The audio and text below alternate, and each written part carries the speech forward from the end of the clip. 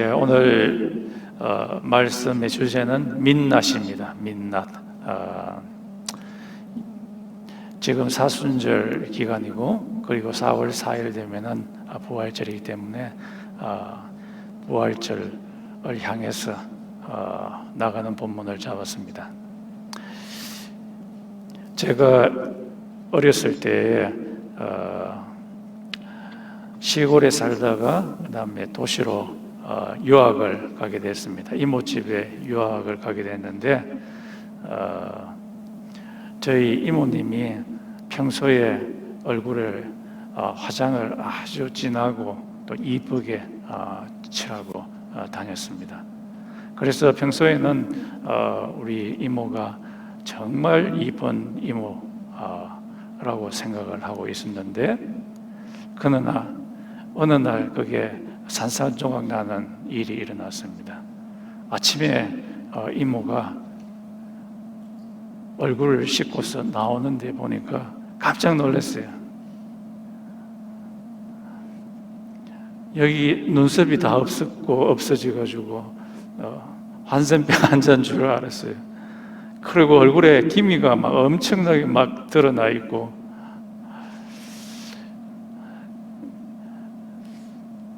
이게 민낯이 다 드러난 거죠. 이와 마찬가지로 오늘 본문에서는 제자들이 평소에는 예수님을 잘 따르고 또 예수님 말씀을 잘 듣는데 조금 있으면 십자가로 나아가게 됩니다.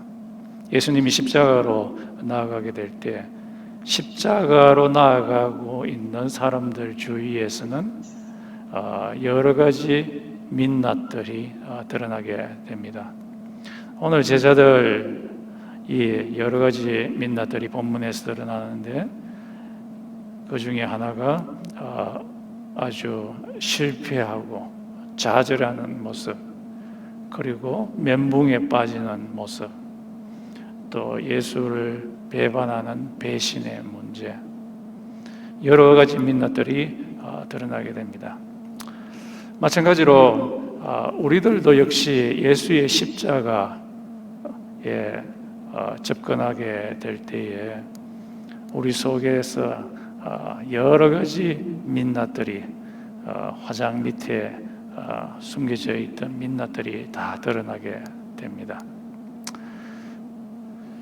이런 민낯들의 문제들을 우리는 그냥 두어서는 안 됩니다. 이 문제들을 해결을 해야 됩니다. 그 해결하는 길은 오늘 성경 말씀에 있는데 바로 예수님이십니다. 예수님께 우리가 나아가게 될 때 예수님께서 우리의 민낯의 문제들을 해결해 주십니다. 우리들의 민낯이 어떤 것들이 있습니까? 오늘 본문에 의하면 제자들이 갖고 있는 민낯인데, 첫 번째는 배신입니다. 유월절 만찬 때에 예수님을 배신하는 일이 일어나고 있습니다. 예수님과 예수님의 제자들이 지금 유월절 만찬을 즐기고 있습니다.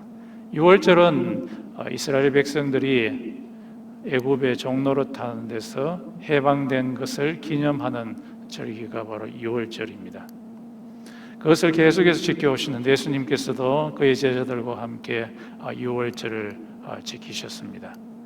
그때 사용한 재료가 포도주와 그리고 뻥튀기하고 비슷한 그런 빵이었습니다.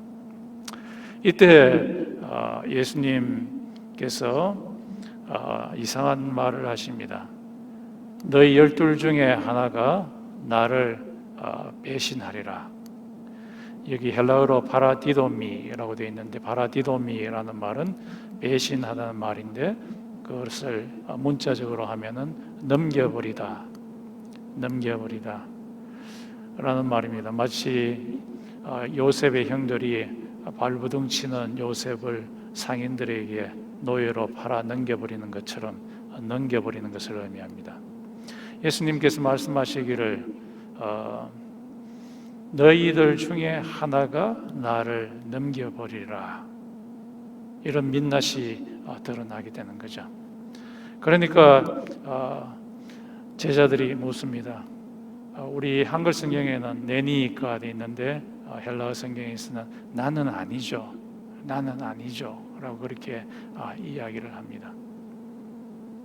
예수님께서 말씀하시기를 나와 함께 떡을 접시에 디핑하는 그 자가 바로 나를 배신하게 될 것이다. 라고 그렇게 말씀하셨습니다. 사실 이 유다는 자기의 생각이 예수님의 생각과 다른 것을 발견하고 지난 시간에 살펴보았지만은 가난한 자에게 돈을 주지 아니하는 그런 예수를 보고 실망한 그는 예수는 이스라엘의 민족적인 메시아가 아니다라고 생각을 하고 이런 메시아를 바라버려야겠다라고 생각을 했습니다. 그래서 돈 30냥에 은 30냥에 예수를 대제사장에게 넘겨버렸습니다. 이 배신, 이 로마서에서도 있는데 이것은 죄라고 이야기를 합니다. 로마서 1장 18절에서 20절에 보면은 하나님께서 진노를 베푸시는 죄들이 18가지 정도 나오는데 그 중에 하나가 배신입니다. 배약하며 untrustworthy, 영어로는 믿을 수 없는 그런 모습들, 믿을 수 없는 행위들을 하는 것, 이것이 바로 죄입니다. 이것이 바로 민낯입니다. 이런 untrustworthy한 일을 행하는 것이 제자들만 그런 것이 아니라 우리의 삶 가운데서도 많이 배신을 합니다.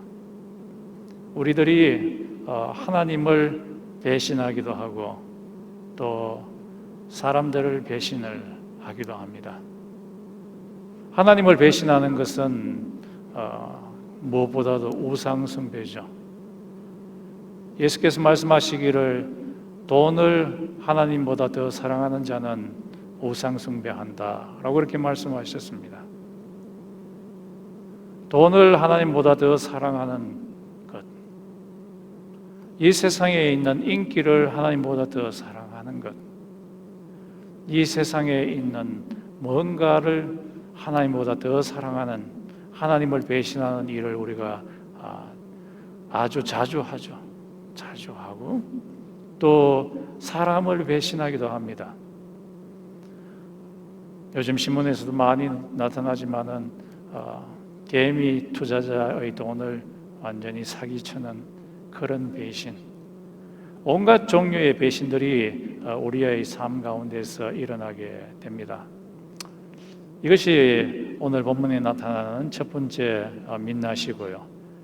두 번째 민낯은 억울하게 사람을 처형시키는 그런 민낯입니다.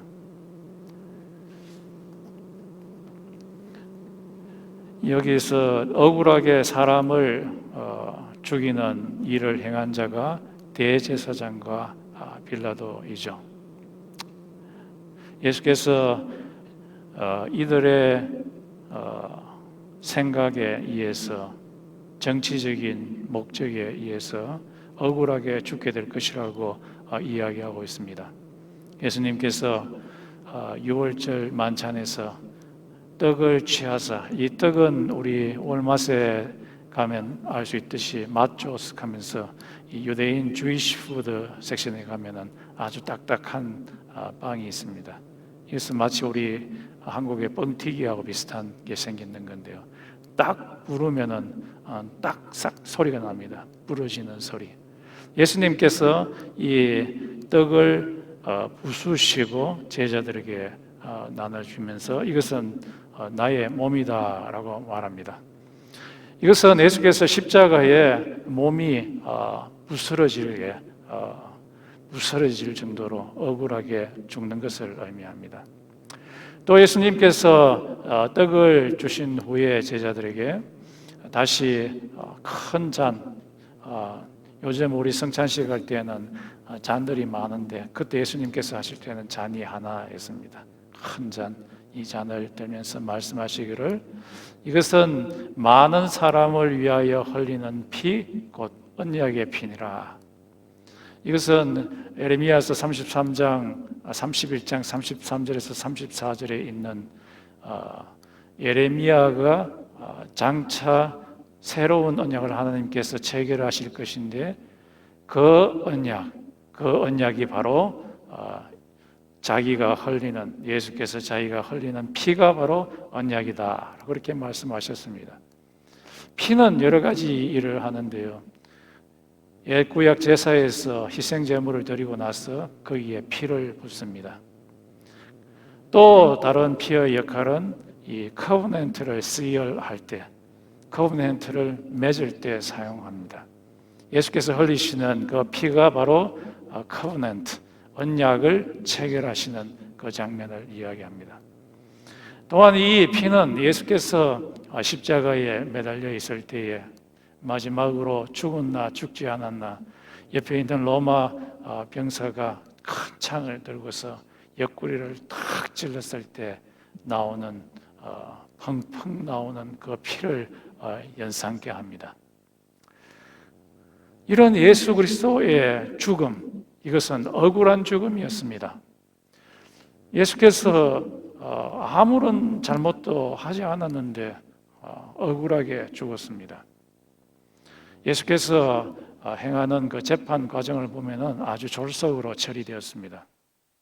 수요일 밤에 잡혀가지고 목요일 날 아침에 십자가에 못 박히시고 그리고 오후에 무덤에 묻히는 하루 만에 다 끝나버리는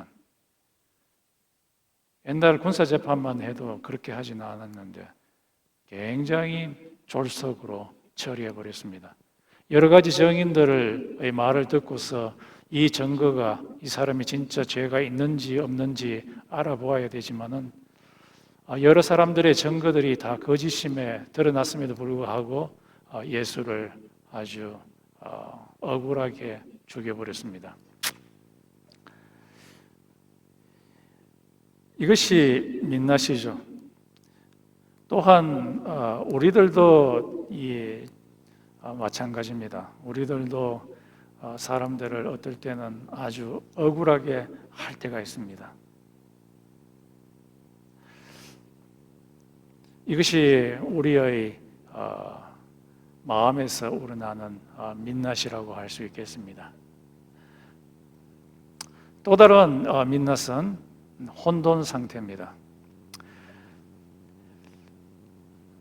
제자들이 예수님께서 십자가에 아주 비참하게 달려서 죽게 되었을 때 제자들의 머리가 멘붕 상태에 빠지게 되었습니다.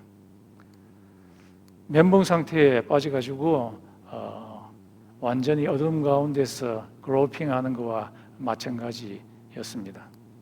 예수님께서 이렇게 될 것이라고 말씀하시기를 스가랴서 11장 4절에서 7절에 있는 말씀을 가지고서 말씀하셨습니다. 하나님께서 목자를 치리니 양들이 흩어지리라 라고 이렇게 말씀을 하셨습니다. 예수님께서 십자가에 못 박히시니까 거기와 연관되어 있던 제자들이 자기도 여기에 연관되어서 죽지 않을까 싶어서 완전히 머리가 멘붕 상태, 혼동 상태에 빠져가지고 막 흩어지게 되었습니다. 마치 6.25 전쟁 때에 포탄이 한 개 떨어지면은 그 주위에 있는 사람들이 막 온 사방으로 막 도망가는 것과 마찬가지입니다. 마치 이스라엘 백성들이 아주 험악한 바벨론 군사들이 말을 타고 와서 이스라엘 백성들의 집들을 막 허물어 버리고 성들을 막 허물어 버리고 막 집을 덮치고 하니까 사람들이 막 머리가 혼돈이 되어 가지고 정신이 없어서 사방으로 도망가는 것과 같이 이런 상태에 빠지게 되었습니다. 이런 혼돈 상태에 빠지는 것은 우리의 제자들의 민낯이라고 할 수 있겠습니다. 예수께서는 평소에 말씀하시기를 내가 너희를 지키리라고 여러 번 약속하셨습니다. 그 약속을 믿는다면은 그렇게 혼돈 상태에 빠지지 않았을 것입니다. 이런 혼돈 상태가 동물 세계에도 나타납니다. 주인을 잃어버리는 동물들은 혼돈 상태에 빠지게 됩니다. 예를 들면 개들 같은 경우에 개들도 집에서 키우는 개들이 애완견들 함께 집에 있을 때는 주인의 말을 잘 듣죠. 이리 와 하면 잘 오고 그다음 먹을 것 주고 하는 게 고리를 흔들면서 막 따라다니고 그렇게 합니다. 그런데 어느 CCTV에 한국에서 잡혔는데요. 주인이 이 개를 버리려고 공원에 갔습니다. 그래서 이 아이에게 개에게 아주 쫑쫑하면서 이름을 불러주면서 같이 가자, 재미있게 놀자 하면서 이 공원으로 이끌어갑니다. 한참 가다가 이 주인이 갖고 있던 리시를 싹 놔버립니다. 넣어버리고 이 주인은 도망가 버립니다. 그런데 이 개가 그것도 모르고 앞으로 막 갑니다. 이것도 냄새를 맡아보고 저것도 냄새를 맡아보고. 그런데 낌새가 이상한 거예요. 자기 목을 잡는 게 있어야 되는데 없는 거예요. 그래서 뒤돌아보니까 주인은 없는 거예요. 아무도 없는 거예요. 그래가지고 막 이 개가 혼돈 상태에 빠지고 케이아스 상태에 빠지고 어둠 속에 빠져가지고 어쩔 줄을 몰라 합니다. 그래서 이 사람한테도 가서 쳐다보면서 당신 내 주인이냐? 근데 아니거든요. 얼굴을 보니까 아니니까 막 벌벌 떨면서 또 다른 사람한테 가서 또 얼굴을 쳐다보고 아니에요. 이 개는 완전히 혼돈 상태에 빠지게 되었습니다. 주인을 잃어버리는 그 개는 완전히 혼돈 상태에 빠져버렸습니다. 이것이 오늘 스가랴서에 있는 말씀처럼 목자를 치리니 양들이 흩어지리라, 멘붕 상태에 빠지리라 라고 말씀하시는데, 이 동물들 중에서 가장 주인에게 의존하는 동물이 양이라고 합니다. 양은 방향을 잡을 수가 없어요. 주인이 이리로 가자 하지 않으면 방향을 잡을 수 없고 자기 앞에 있는 것만 보고 그리고 자기 앞에 있는 음식만 파먹고 풀만 뜯어먹고 해서 주인이 이끌어주지 않으면 이 양은 어디로 가야 될지 모르는 그런 동물입니다. 그런데 이 목자를 쳐버리니까 이 양이 어디로 가야 될지 모르는 것과 같습니다. 마치 이것은 우리에게도 동일하게 이루어집니다.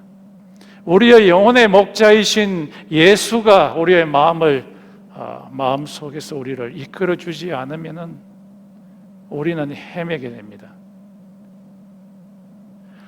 우리가 생각할 때는 이 세상에서 열심히 일해가지고 돈 벌고 부를 축적하고 좋은 집과 좋은 차를 입고 그것만 있으면 that's it, 다 끝났다고 생각하지만은 우리의 영혼은 다릅니다.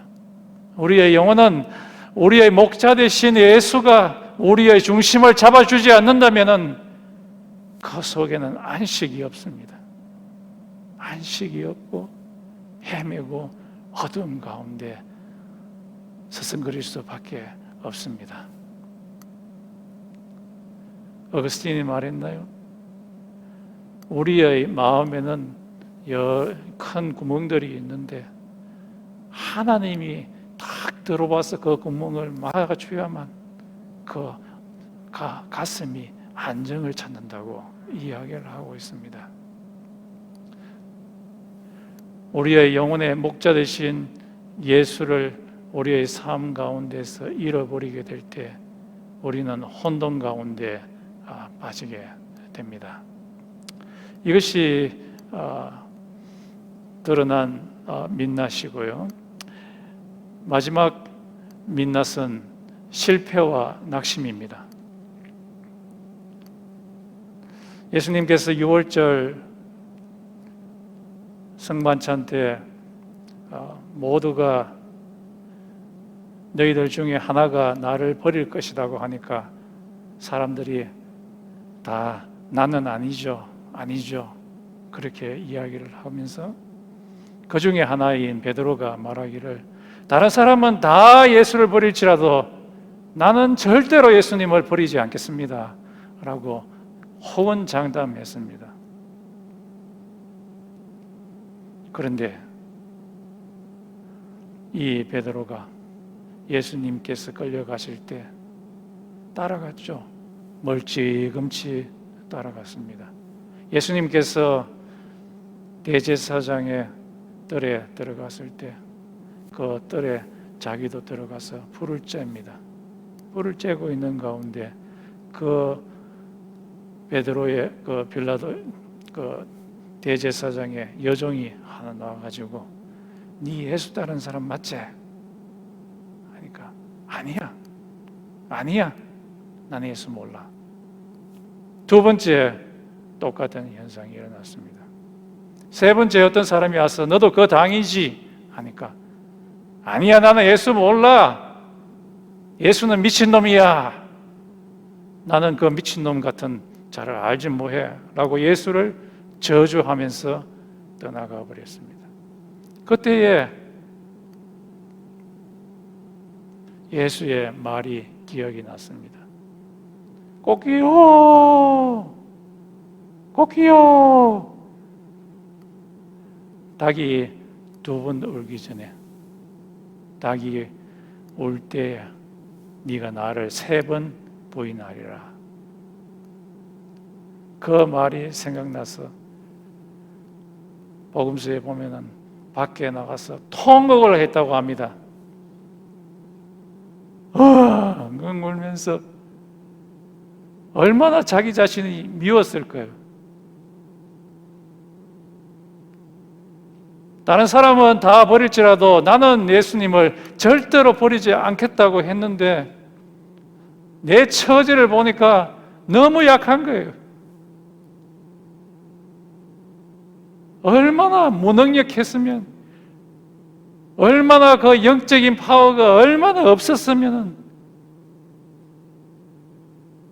예수께 그렇게 다짐을 해놓고 그것을 지키지 못하는 자기 자신을 볼 때, 실패한 자기 자신을 볼 때에 얼마나 마음이 아팠는지 밖에 가서 통곡을 했다고 합니다.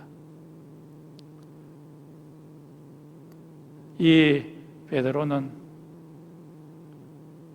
거기에 머물러 있는 것이 아니라 실패한 자기 자신이 너무 싫어가지고 자기 고향 갈릴리로 다시 돌아가서 고기 잡으러 떠나가 버렸습니다. 이것이 실패한 자의 모습입니다. 그러면서 이 베드로는 생각할 때 내 깜냥을 알아야지. 나는 이 정도밖에 안 돼. 나는 더 이상 뭐 할 수 없는 자야. 자기 자신을 한계를 지어버립니다. 이런 모습이 바로 베드로의 실패와 낙심의 민낯입니다.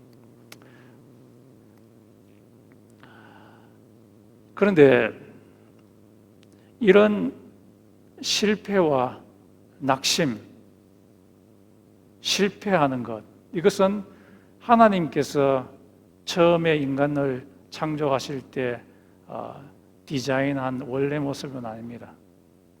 하나님께서 창세기에 아담을 만드셨을 때에 말씀하시기를 너는 온 동물들, 온 식물들을 다스리라 라고 말씀하셨습니다.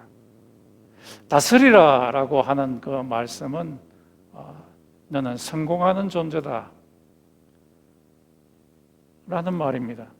하나님께서 원래 우리에게 향하신 원래 디자인한 것은 우리가 성공하는 것입니다. 그런데 실패하고 낙심하는 것은 이것은 우리의 죄된 모습입니다. 우리의 가장 큰 문제점 중에 하나는 이런 실패와 낙심을 하게 될 때에 그 속에 주저앉아서 계속해서 머물러 있는 것입니다. 나는 안 돼. 나는 안 돼. 더 이상 할 수 없는 자야. 내 자신을 알아야지. 거기에 계속해서 머물러 있는 것입니다. 그거는 세상의 그런 정신에 계속 머물러 있는 것과 마찬가지입니다. 바울이 빌립보서에서 말씀하시기를 그리스도 안에서는 내가 모든 것을 할 수 있느니라 라고 말씀하셨습니다. 그래서 우리들이 실패와 낙심 가운데 있게 될 때 계속해서 그곳에 머물러 있어서는 안 됩니다. 예수에게 나아가서 예수여 나에게 힘을 주소서 믿음대로 될지어다. 예수에게 의지해서 예수의 힘을 받아서 예수의 능력을 받아서 승리하는 우리들이 되어야 될 것입니다. 이런 민낯들을 네 가지를 살펴보았는데요. 이런 민낯을 예수께서 해결해 주시겠다고 말씀하십니다. 14장 28절에 이렇게 말씀합니다. 예수께서 내가 먼저 갈릴리로 가리라. 이런 민낯을 문제의 해결하는 그 길은 예수가 갈릴리로 먼저 가신 예수님이 그의 제자들을 만나 주시는 겁니다. 이 갈릴리는 바로 회복의 장소입니다. The place of restoration. 여러 학자들이 마가복음 주석자들을 주석을 다 살펴보니까요, 한 5명이 다 여기서 갈릴리는 The place of restoration, 회복의 장소라고 이야기를 합니다.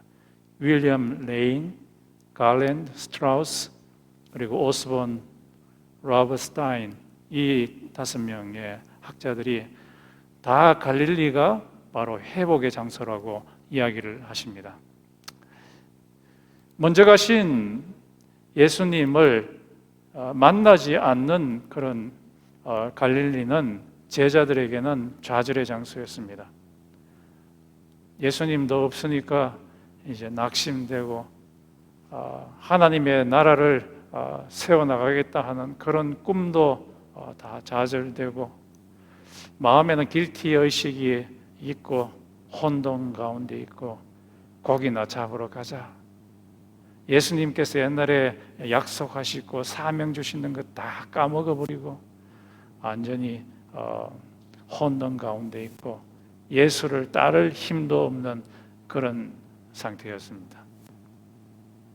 그런데 먼저 가신 그 예수님, 이 갈릴리에서 그의 제자들에게 다가오셔서 말씀하셨습니다. 너희의 그물을 오른쪽에 던져라.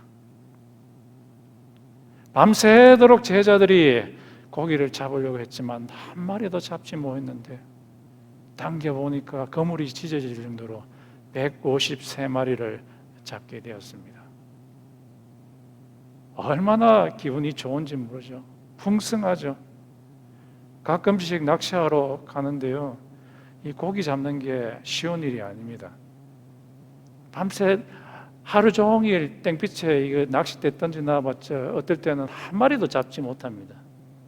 그런데 153마리를 잡았다는 것은 엄청난 풍성함을 의미합니다. 예수를 만난 이 제자들은 풍성함을 맛보게 되었습니다. 그 앞에서는 결핍 가운데 있었지만 예수를 만나고는 풍성한 가운데 빠지게 되었습니다. 또 예수님께서 생선을 구우시고 또 떡을 구우셔서 제자들을 부르시고 야, 이거 먹어라 라고 말씀하셨어요. 사람이요, 회복하려면 잘 먹어야 됩니다. 엘리야도 너무 좌절해가지고 아합 왕에 의해가지고 이세벨에 의해가지고 좌절해서 나 죽으려고 하고 있는데 하나님께서 살리기 위해서 까마귀를 통해서 떡을 보내주시고 물을 주시고 그러니까 살아났어요. 그렇습니다. 우리가 살아나려면 잘 먹어야 되는데 예수께서 지금 제자들에게 고등어 굽듯이 정말 냄새가 나네요. 고등어 노릇노릇하게 구워가지고 자, 입에 넣어주면서 먹어라. 또 떡도 맛있는 거 우리 권사님 떡 같은 이 떡 오븐에 넣어가지고 금방 꺼내가 먹으면 얼마나 맛있습니까? 예수께서 입에 넣어주면서 먹어라. 회복을 시켰습니다.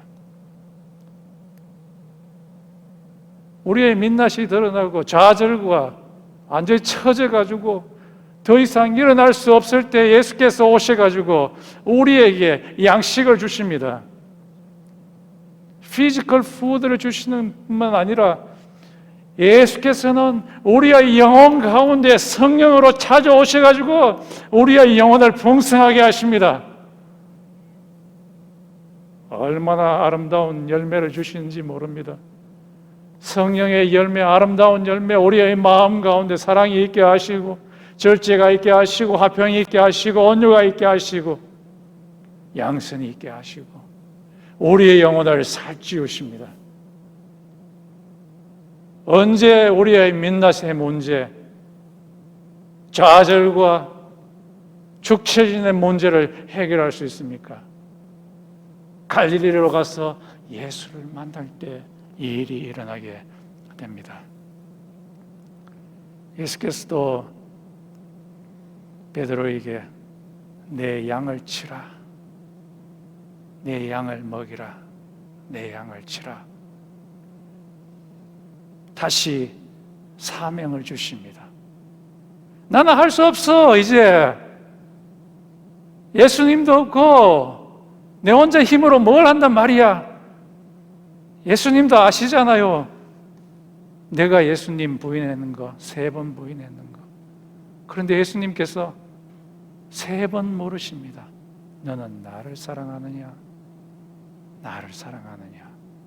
나를 사랑하느냐? 그래, 이 3번을 이야기하는 것은 네가 3번 나를 부인하는 그것을 의미적으로 함축적으로 이야기합니다. 그래, 네가 3번 부인한 거 알아. 그렇지만은 내가 다시 한번 회복시켜 줄게.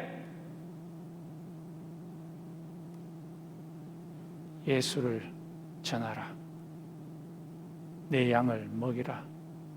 내 양을 치라. 내 양을 먹이라. 다시 일을 맡기시는 것입니다. 다시 믿어주는 겁니다. 다시 그의 영혼을 힘있게 하는 것입니다. 그리고 선교의 사명도 역시 주었습니다. 여기서 153명의 고기를 잡게 했다는 것은 Unlimited Converse라고 어떤 주석학자가 말했습니다. 너는 장차 헤아릴 수 없을 만큼 많은 사람들을 컨버트 할 거다. 회심시킬 것이다. 내가 너 밀어줄게, 힘줄게 라는 말씀입니다. 153마리를 잡게 하셨다는 것은. 그래서 이 베드로가 오순절 때 성전 앞에서 예수를 전했더니만 강력하게 성령이 역사하셔가지고 예수를 믿는 사람이 하루에 3,000명씩 일어나는 역사가 일어나게 되었습니다. 이런 회복의 역사는 어떨 때 일어났습니까? 바로 예수를 갈릴리에서 만났을 때 이루어졌습니다. 우리에게도 마찬가지입니다. 여러분, 이 세상 가운데서 실패와 좌절과 낙담과 배신으로 인해서 아주 길티 의식이 있는 자들이 있습니까? 십자가를 통과하시고 가신 그 갈릴리 예수를 만나십시오. 예수를 만나면 여러분의 심장이 다시 뛰게 될 것입니다. 다시 하나님의 나라를 이루겠다는 꿈을 꾸게 될 것입니다. 다시 사명을 주어서 일하게 하실 것입니다. 예수께서 다시 여러분의 죄를 용서해 주실 것입니다. 여러분의 한계를 극복하게 하실 것입니다. 예수의 은혜가 죄와 사망을 이기게 하실 것입니다. 그런데 우리가 계속 실패하면 어떻게 될까요?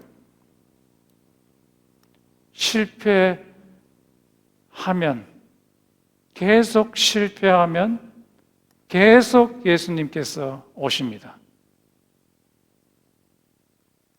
언제까지 오십니까? 우리가 완전히 회복될 때까지 오십니다. 왜 그러냐 하면 예수님은 우리를 사랑하시기 때문입니다. 예수님께서는 우리에게 말합니다. 나는 너희에 대해서 끝나지 않았어. 너희들이 지금 자빠지고 실패하고 넘어지도 내가 너희를 그냥 내버려 두지 않아. 끝나지 않았어. 내가 다시 와서 너희를 회복시킬 거야.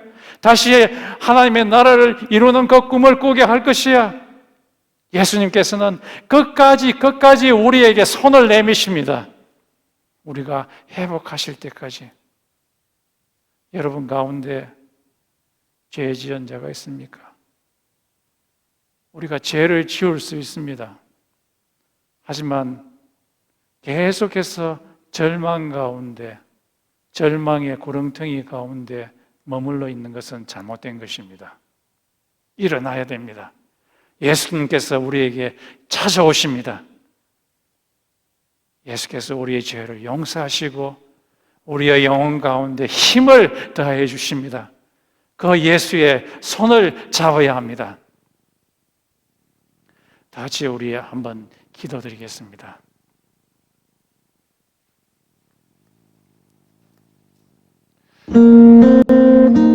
예수께서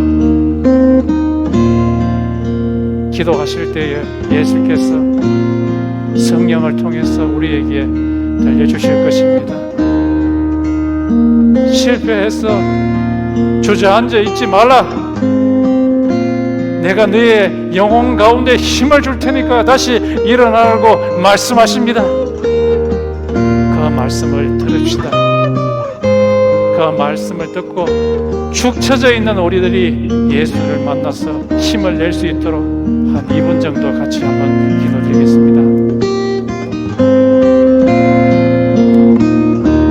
아버지 하나님, 우리의 마음이 낙심되지만 하나님 아버지, 우리의 영혼이 우리에게 다가오시는 예수의 손을 잡을 수 있도록 도와주시옵소서.